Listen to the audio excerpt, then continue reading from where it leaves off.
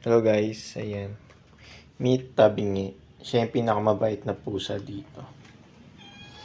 Si Tim hindi pa rin nagpapahawak. Ito lang. Hello! Dahil sobrang bait niya and I think she's pregnant.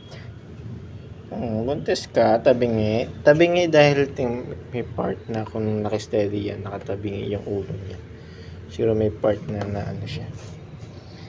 Oo na. Babuksan ko na siya. Ayan o. Dito sa salin tayo. Huwag masyadong madami kasi ano yun sa madami na siyang kinain kanina. Huwag masyadong madami ha. Ay, sorry. Kainin mo na lang yan.